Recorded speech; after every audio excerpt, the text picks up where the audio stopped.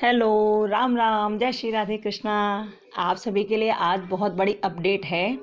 BEd वाले student के लिए भी, डीएलएड वालों के लिए भी, और जिन्होंने एनआईओएस से डीएलएड किया उनके लिए भी, और रीट वालों के लिए भी। ठीक है, आप सबके लिए है।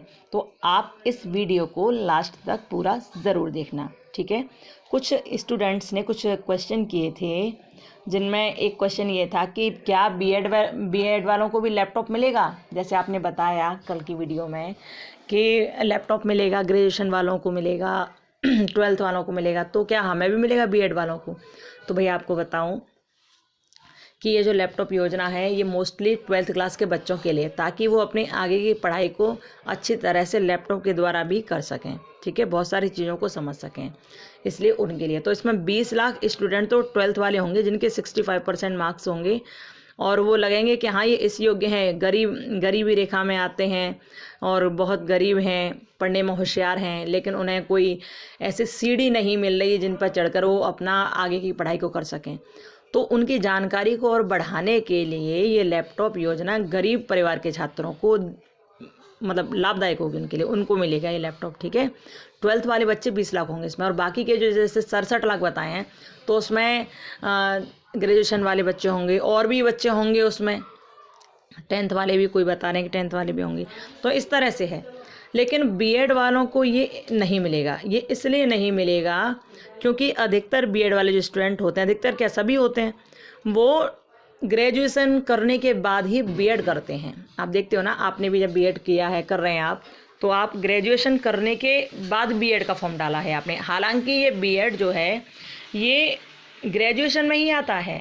ठीक है, ये ग्रेजुएशन में ही आता है, लेकिन क्या है, चूँकि ग्रेजुएशन करने के बाद बीएड का फॉर्म भरते हैं और तब ये हम लोग बीएड कर पाते हैं। तो इसलिए यहाँ पर बीएड के स्टूडेंट को लैपटॉप नहीं मिलेगा। लेकिन जब फॉर्म निकले ना तो भर देना, हो सकता है मिल जाए, क्या पता। फॉर्म भरने में क्या जा रहा है, भर देना, मिलेगा तो बहुत अच्छा, नहीं मिले तो कोई बात नहीं, मिलना तो है ही नहीं। ठीक है, तो जहाँ तक है बीएड वालों को नहीं मिलना है लैपटॉप, क्योंकि ये 12th और जो ग्रेजुएशन कर रहे हैं 2021 में जिनका ग्रेजुएशन हुआ है उनको ही मिलेगा। ठीक है, अब दूसरी बात, कुछ बच्चों ने कहा है कि बीएड वाले जो सेकेंड ईयर वाले हैं, क्या वो ये टीईटी और सीटेट ये भर सकते हैं क्या, यूपीटेट और सीटेट भर सकते हैं क्या। तो भैया आप बिल्कुल भर सकते हो। आपने इस साल सेकेंड ईयर का एग्ज़ाम दिया है, आपका रिजल्ट भी आने वाला है, आप सीटेट यूपीटेट दोनों बड़े आराम से भर सकते हो। ठीक है, कोई दिक्कत वाली बात नहीं, कहीं भी आपके पास बीएड की एक डिग्री आ रही है। ठीक है, और बात रही रिज़ल्ट की, तो जैसा हमने आपको कल बताया कि पहले तो जो डेट थी ना रिज़ल्ट की, वो क्या थी, पहले जो डेट थी रिज़ल्ट की वो थी 25 और 26। ये 25-26 इसलिए थी क्योंकि सीटेट के फॉर्म में जो करेक्शन की डेट थी ना वो 22 अक्टूबर से 28 अक्टूबर तक थी। लेकिन अब क्या है, अब ये जो करेक्शन की डेट है ना, ये वाली तो हटा दी है, ये तो कैंसिल कर दी है। अब इससे आगे बढ़ा दिया है डेट को। डेट क्या कर दी है, डेट आप हमने आपको कल ही बताया कि इसकी जो डेट है ना अब कर दी है 28 अक्टूबर से, यानी कि जो पहले करेक्शन की लास्ट डेट थी अब वो फर्स्ट डेट बना दी है। 28 अक्टूबर से 3 नवंबर तक आपके फॉर्म में गलती होती है तो आप 28 अक्टूबर से 3 नवंबर तक करेक्शन कर सकते हो अपने सीटेट के फॉर्म में। ठीक है, तो इसका मतलब ये है कि अब जो बीएड का रिज़ल्ट 25-26 को आने वाला था ना, वो 25-26 को न आकर वो 28 और 3 के बीच में आएगा। ठीक, कब आएगा, 28 और 3 के बीच में आएगा। इसलिए डेट बढ़ाई गई है, इसलिए करेक्शन की डेट बढ़ाई गई है ताकि सब बच्चे इस फॉर्म को भर सकें। ठीक है, सीटेट के फॉर्म को भर सकें।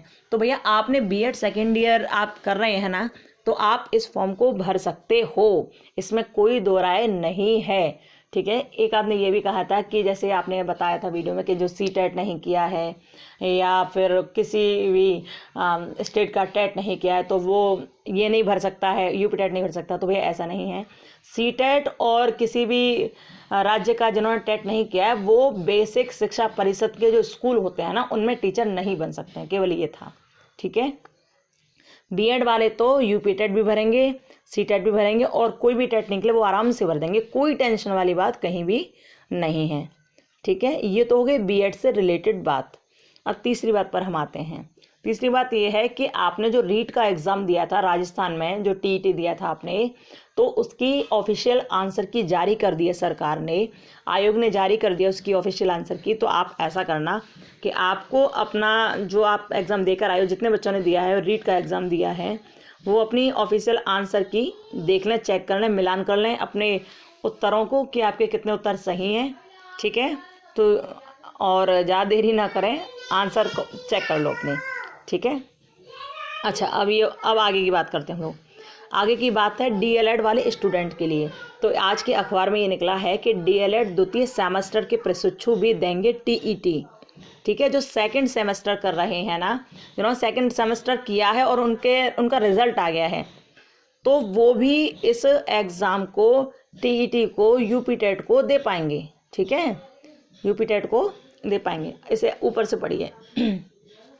प्रयागराज द्वारा लिखा गया इसमें कि डीएलएड और बीटीसी के विभिन्न बैच के द्वितीय सेमेस्टर के प्रशिक्षु भी उत्तर प्रदेश शिक्षक पात्रता परीक्षा यूपी टीईटी 2021 में शामिल हो सकेंगी। परीक्षा नियामक प्राधिकारी कार्यालय ने शनिवार को इन प्रशिक्षुओं का परिणाम जारी कर दिया, जो रविवार दोपहर बाद वेबसाइट पर उपलब्ध रहेगा। ठीक है, रविवार यानी कि आज के दोपहर बाद ही ये जारी रहेगा, मतलब रहेगा उस पर, नेट पर। इसी के साथ ये प्रशिक्षु भी यूपी टीईटी को ऑनलाइन आवेदन कर सकेंगे। सचिव परीक्षा नियामक प्राधिकारी संजय कुमार उपाध्याय ने बताया कि द्वितीय सेमेस्टर के 81,645 प्रशिक्षुओं का परिणाम रविवार के दोपहर बाद से वेबसाइट पर उपलब्ध रहेगा।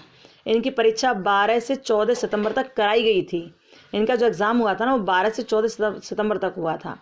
टीईटी में शामिल होने के लिए अभ्यर्थी को अर्हकारी डीएलएड परीक्षा के द्वितीय सेमेस्टर में सफल होना अनिवार्य है। ठीक है, इसमें सफल होना ज़रूरी है।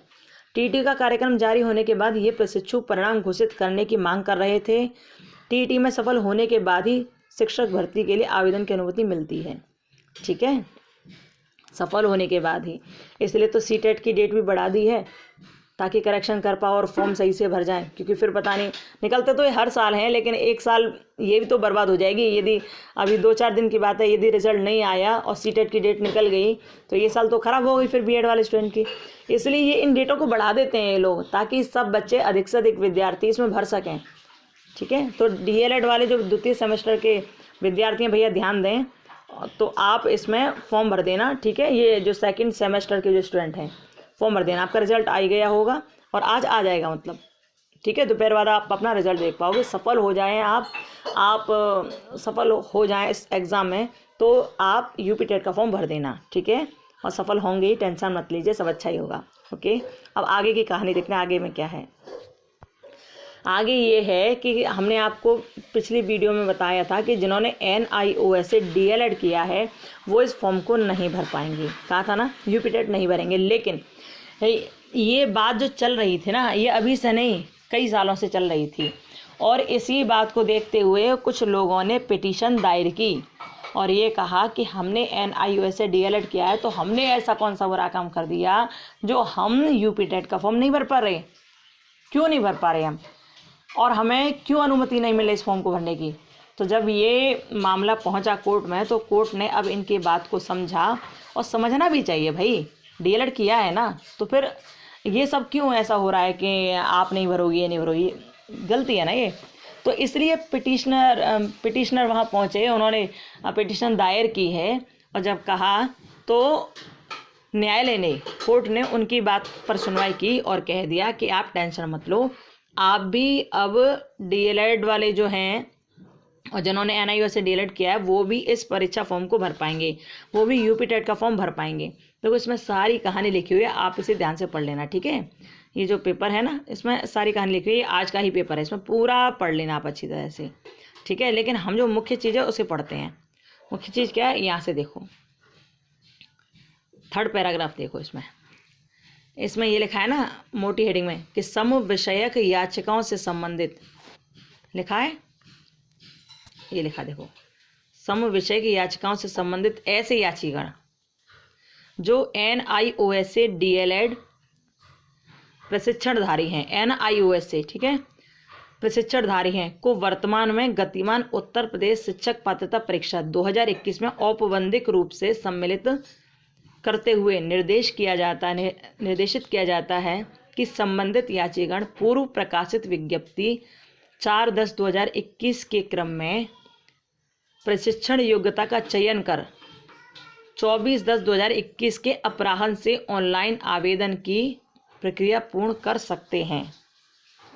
ठीक है, इसमें क्या था, इसमें ये था कि जो पिटीशन दायर की है ना, जिन्होंने मतलब NIOS से जो DLED किए हुए स्टूडेंट हैं वो अब अपना फॉर्म भर सकते हैं। कहाँ जाकर, ये जो वेबसाइट है ना updled.gov.in, यहाँ जाकर। ठीक है, आप यहाँ जाएंगे और जैसे आप इस वेबसाइट पर पहुँचेंगे तो आपको एक ऑप्शन दिखाई देगा, उसमें लिखा होगा NIOS DLED ODL मोड। ठीक है, ये लिखा होगा, उसमें क्या लिखा होगा, यही लिखा होगा ओनली पिटिशनर्स।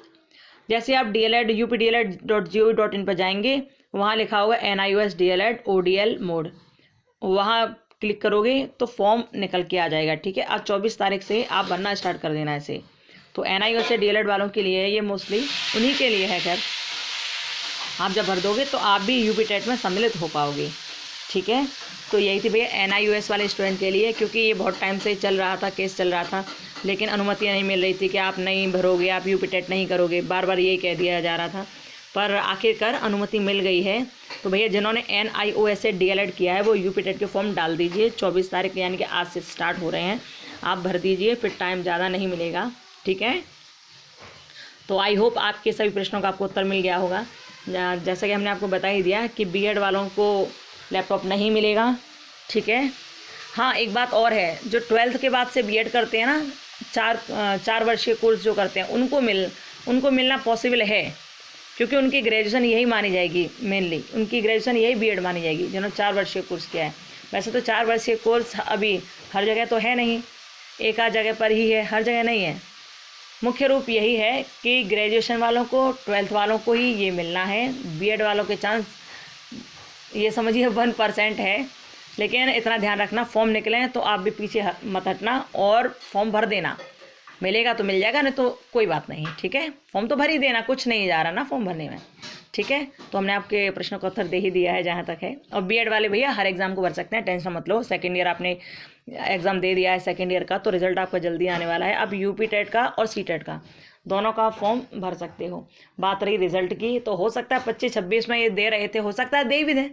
वैसे जहाँ तक है 25-26 के बाद आएगा थोड़ा सा, इसलिए बाद में आएगा क्योंकि उन्होंने करेक्शन की डेट बढ़ा दी 28 तारीख से 3 नवंबर तक। ठीक है, याद रखना, एग्ज़ाम वो हर दे सकते हैं। और रीटेट के आंसर की आपकी आ गई है, चेक कर लेना। और DLED वालों जो आप परेशान थे ना, अब आप परेशान नहीं रहिए, आप फॉर्म भरिए। सेकंड सेमेस्टर आपने किया है तो फॉर्म भरिए। और NIOS से जिन्होंने DLED किया है भैया, वो भी अपना updled.gov.in की वेबसाइट पर जाकर, और ये जो NIOS DLED ODL मोड है, इसे क्लिक करके आप फिर अपना फॉर्म भर दीजिए आज। ठीक है, ओके। और अच्छी तरह तैयारी कीजिए। CTET की तैयारी भी आपको करना है, कल से हम लोग कोशिश करते हैं यहाँ पर CTET की तैयारी करने की। ठीक है, अपना ध्यान रखिए, खुश रहिए, मस्त रहिए, हर एग्ज़ाम को बहुत प्यार से दीजिए और पढ़ाई को एंजॉय करते अच्छी तरह से पढ़िए। ठीक है, रो रो कर नहीं पढ़ना है पढ़ाई को, रो रो कर नहीं कुछ पढ़ना है, हंसते हंसते पढ़ना है, खुश रहकर। चलिए, अब खुश रहिए, मस्त रहिए और आराम से अपनी ज़िंदगी गुजारिए और अच्छी तरह से पढ़ते रहिए। ठीक है, अपना ध्यान रखिए। ओके, अब वीडियो को हम यही रोकते हैं। बाय, जय श्री राधे कृष्णा, राम राम।